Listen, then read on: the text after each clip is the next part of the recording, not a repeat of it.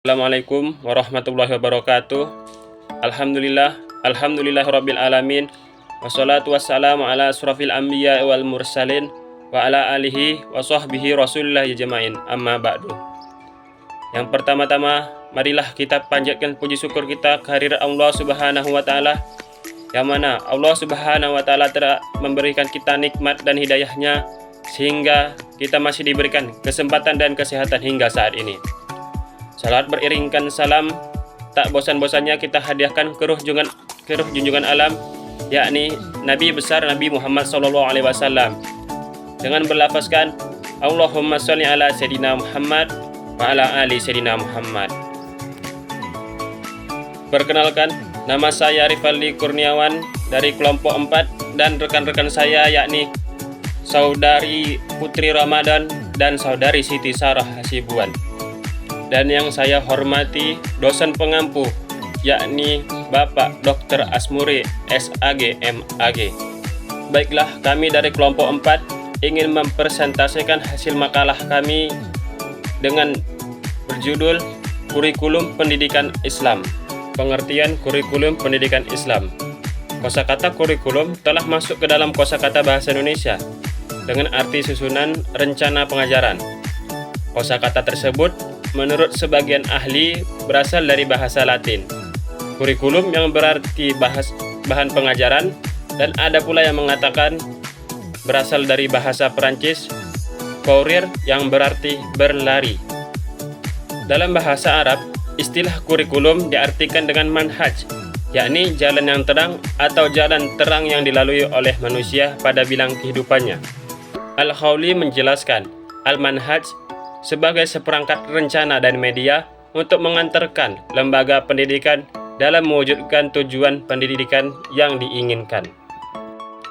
Adapun arti manhaj atau kurikulum dalam pendidikan Islam, sebagaimana yang terdapat dalam kamus Al-Tarbiyah yang dikutip oleh Hajjah Ramayulis, dikemukakan bahwa kurikulum pendidikan Islam adalah seperangkat perencanaan dan media yang dijadikan acuan oleh lembaga pendidikan Islam dalam mewujudkan tujuan-tujuan pendidikan Islam.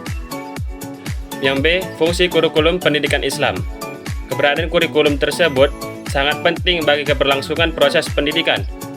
Peran dan orientasi kurikulum tersebut menurut sebagian ahli paling kurang ada 4 jenis. Yang pertama, kurikulum yang humanistik. Yang kedua, rekonstruksi sosial. Yang ketiga, teknologis. Dan yang keempat, akademis. Adapun fungsi kurikulum dalam pendidikan Islam, menurut Bukhari, Umar meliputi A. Alat untuk mencapai tujuan dan menempatkan harapan manusia sesuai dengan tujuan yang dicita-citakan. B. Pedoman dan program yang harus dilakukan oleh subjek dan objek pendidikan. Yang C. Kesinambungan untuk persiapan dalam jenjang sekolah berikutnya dan penyiapan tenaga kerja bagi yang tidak melanjutkan. Dan yang D, standarisasi dalam penilaian kriteria keberhasilan suatu proses pendidikan atau sebagai batasan program kegiatan yang akan dijalankan pada caturwulan, semesteran maupun pada tingkat tertentu. Baiklah, untuk materi selanjutnya yang akan disampaikan oleh saudari kita, yakni Saudari Putri Ramadan. Komponen kurikulum pendidikan Islam. Dalam bukunya Ilmu Pendidikan dalam Perspektif Islam, Ahmad Tafsir mengatakan bahwa suatu kurikulum mengandung atau terdiri atas komponen-komponen. Pertama, tujuan. Kedua, isi. Ketiga, metode atau proses belajar mengajar. Dan keempat, evaluasi. Setiap komponen dalam kurikulum di atas sebenarnya saling berkaitan, bahkan masing-masing merupakan bagian integral dari kurikulum tersebut. Selanjutnya, Abudin Nata menyatakan bahwa berdasarkan pada tuntutan perkembangan yang demikian itu, maka para perancang kurikulum dewasa ini menetapkan cakupan kurikulum meliputi 4 bagian. Pertama, bagian yang berkenaan dengan tujuan-tujuan yang ingin dicapai oleh proses belajar mengajar. Kedua, bagian yang berisi pengetahuan, informasi, data-data, berupa aktivitas dan pengalaman yang merupakan bahan bagi penyusunan kurikulum, yang isinya berupa mata pelajaran yang kemudian dimasukkan dalam silabus. Ketiga, bagian yang berisi metode atau cara menyampaikan mata pelajaran tersebut. Keempat, bagian yang berisi metode atau cara melakukan penilaian dan pengukuran atas hasil belajar mata pelajaran tersebut. Selanjutnya, asas-asas kurikulum pendidikan Islam. S. Nasution misalnya menyebutkan adanya asas filosofis, sosiologis, organisatoris, dan psikologis pada kurikulum. Asas-asas ini juga digunakan sebagai asas kurikulum pendidikan Islam, karena kurikulum pendidikan Islam membutuhkan asas filsafat, sosiologis, organisasi, psikologi, dan ilmu lainnya. Terbagi menjadi 4. Pertama, asas filosofis berperan sebagai penentuan tujuan umum pendidikan Islam. Kedua, asas sosiologis berperan memberikan dasar untuk menentukan apa saja yang akan dipelajari sesuai dengan kebutuhan masyarakat, kebudayaan, pengembangan ilmu pengetahuan, dan teknologi. Ketiga, asas organisatoris berfungsi memberikan dasar-dasar dalam penyusunan mata pelajaran, penentuan luas dan sempitnya uraian, serta urutan dan susunan mata pelajaran tersebut. Keempat, asas psikologis berperan memberikan berbagai prinsip tentang perkembangan anak didik dalam berbagai aspeknya, serta cara menyampaikan bahan pelajaran agar dapat dicerna dan dikuasai oleh anak didik sesuai dengan tahap perkembangannya. Saya akan menjelaskan ciri-ciri kurikulum pendidikan Islam. Omar Al-Taumi Al-Saibani menyebutkan bahwa ciri kurikulum pendidikan Islam itu ada 5. Yang pertama, menonjolkan tujuan agama dan akhlak pada berbagai tujuan. Yang kedua, meluas cakupnya dan menyeluruh kandungannya, yaitu kurikulum yang mencerminkan semangat, pemikiran, dan ajaran yang menyeluruh. Yang ketiga, bersikap seimbang di antara berbagai ilmu yang dikandung kurikulum yang akan digunakan. Yang keempat, bersifat menyeluruh dalam menata seluruh mata pelajaran yang diperlukan oleh anak didik seperti seni, bahasa, dan lainnya. Yang kelima, kurikulum yang disusun selalu disesuaikan dengan alam sekitar, budaya, dan sosial masyarakat, serta minat bakat peserta didik. Selanjutnya, yaitu tentang prinsip kurikulum pendidikan Islam. Dalam penyusunan kurikulum, semestinya harus memperhatikan prinsip-prinsip yang dapat mewarnai kurikulum pendidikan Islam. Prinsip-prinsip tersebut adalah sebagai berikut.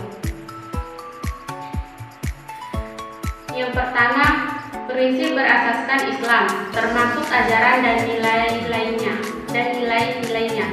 Yang kedua, prinsip mengarah kepada tujuan adalah seluruh aktivitas dalam kurikulum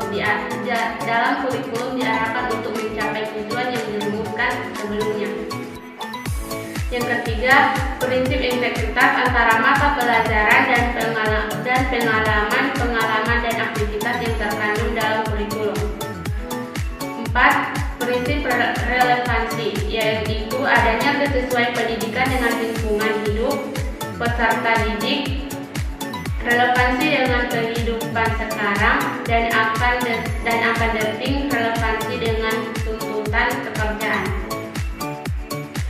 5. Prinsip fleksibilitas adalah terdapat ruang gerak yang memberikan sedikit kebebasan dalam bertindak, baik yang berorientasi pada fleksibilitas pemilihan program pendidikan maupun pengembangan program pekerjaan. Yang keenam, yaitu prinsip integritas adalah kurikulum tersebut dapat menghasilkan manusia seutuhnya, manusia yang mampu mengintegrasikan antara fakultas zikir dan fakultas fikir, serta manusia yang dapat menyelaraskan struktur kehidupan dunia dan struktur kehidupan akhirat. Yang ketujuh, yaitu prinsip efisiensi adalah agar kurikulum dapat mendayagunakan waktu, tenaga, dan sumber lain secara cermat, tepat, memadai, dan dapat memenuhi harapan. Yang kedelapan yaitu prinsip individualitas, yaitu bagaimana kurikulum memperhatikan perbedaan kebawaan dan lingkungan anak pada umumnya yang meliputi aspek pribadi anak didik seperti perbedaan jasmani, watak, inteligensi, bakat, serta berkelebihan dan kekurangannya. 9. Yaitu prinsip kesamaan memperoleh kesempatan dan demokratis adalah bagaimana kurikulum memperdayakan semua peserta didik memperoleh pengetahuan, keterampilan, dan sikap yang sangat diutamakan. Yang ke-10, prinsip kodinamisan adalah agar kurikulum tidak statis tetapi dapat mengikuti perkembangan ilmu, pengetahuan, dan perubahan sosial. Yang ke-11 yaitu prinsip keseimbangan adalah bagaimana kurikulum dapat mengembangkan sikap potensi peserta didik secara harmonis.